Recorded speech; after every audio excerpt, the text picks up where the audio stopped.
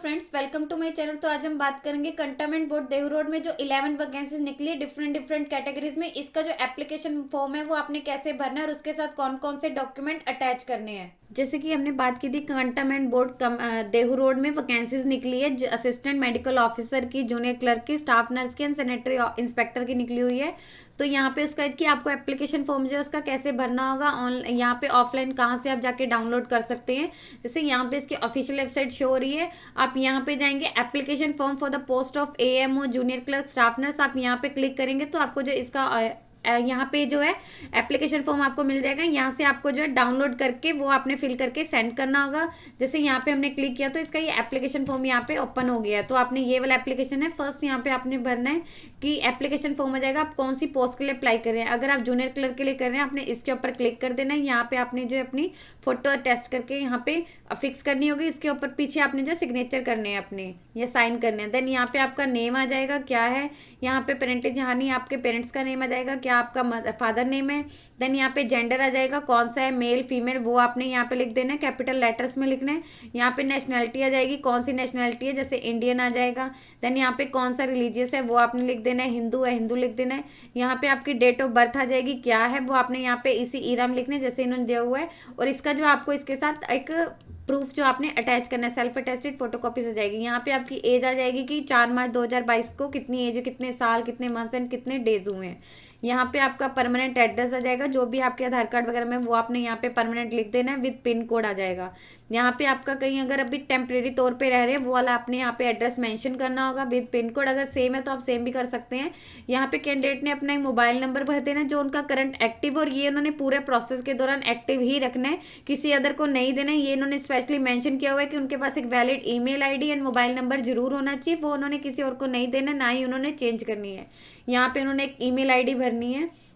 यहाँ पे उन्होंने कैटेगरी भरनी है कि वो कौन सी कैटेगरी से बिलोंग करते हैं, ओबीसी, जर्नल या एससी, एसटी या पी, जो भी उनकी रहेगी। और इसका जो है अगर वो किसी अदर अनरिजर्व के अलावा किसी और कैटेगरी से बिलोंग करते हैं तो उन्हें इसका जो सर्टिफिकेट है वो अटैच करना। यहाँ पे उनकी एजुकेशनल क्वालिफिकेशन आ जाएगी, जो भी उनकी प्रोफेशनल क्वालिफिकेशन इन्होंने मांगी है मैट्रिकुलेशन से स्टार्ट करनी है।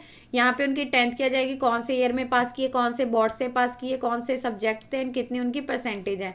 देन यहाँ पे आगे होती है, यहाँ पे +2 की आ जाएगी, कौन से ईयर में पास किए, कौन से बोर्ड से किए, कौन से सब्जेक्ट थे एंड यहाँ पे कितनी परसेंटेज थी।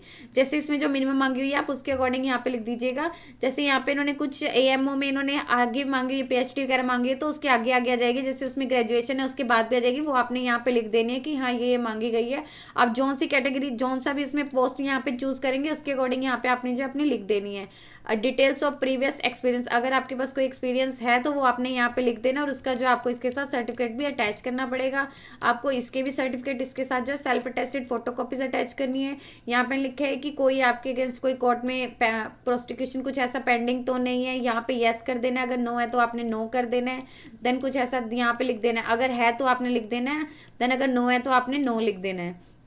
यहाँ पे कौन कौन अटैच डॉक्यूमेंट कौन कौन से आपने attach bye applicant please right which certificate number भी आपने लिखनी है, या तो सर्टिफिकेट लिखना है या फिर सर्टिफिकेट नंबर लिखनी है।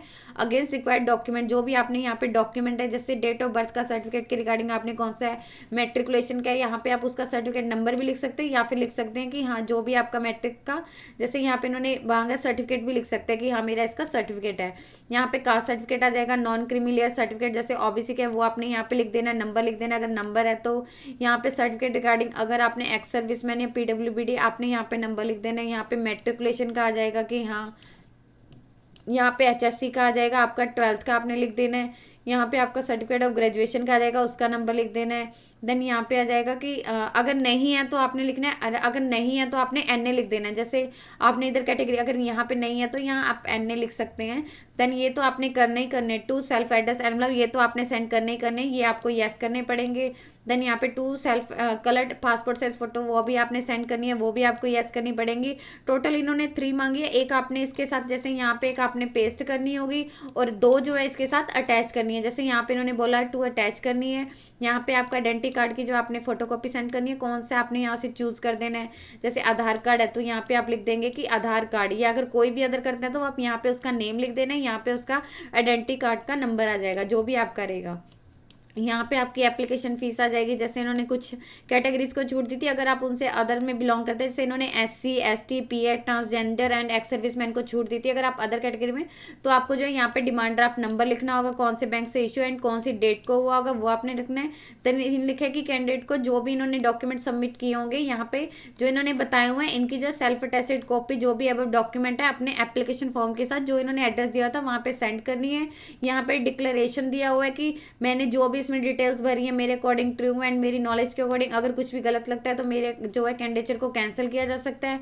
आपने यहाँ पे कैंडिडेट ने अपना नेम एंड जो भी है उनका सन ऑफ जो भी उनके पितर का नाम आ जाएगा यहाँ पे इन्होंने भर देना है। देन यहाँ पे आ जाएगा ये उनके लिए जो कहीं पे वर्किंग है, I had hereby declare that, मैंने इन्फॉर्म कर दिया हेड ऑफ ऑफिस को या डिपार्टमेंट को इन राइटिंग की मैं एग्जामिनेशन के लिए अप्लाई कर रहा हूँ एप्लीकेशन फॉर, जो कहीं पे इन्होंने लिखा कि ये उनके लिए applicable for those who are working in government service या सिमिलर ऑर्गेनाइजेशन में या गवर्नमेंट ओन्ड इंडस्ट्री में, उनके लिए अंडरटेकिंग है।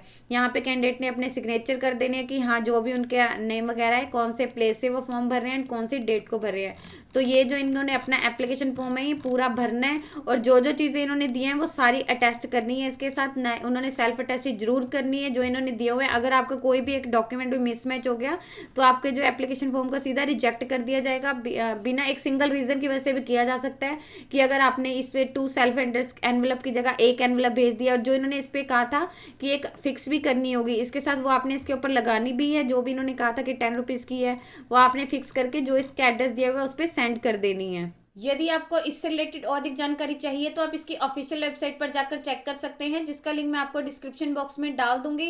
यदि आपकी इस वीडियो से रिलेटेड कोई भी क्वेरी है तो आप हमें कमेंट सेक्शन में लिख के बता सकते हैं। वीडियो अच्छी लगी हो तो प्लीज़ लाइक एंड शेयर। इस तरह के इन्फॉर्मेटिव वीडियोज़ को देखने के लिए आप हमारे यूट्यूब चैनल को सब्सक्राइब कीजिए।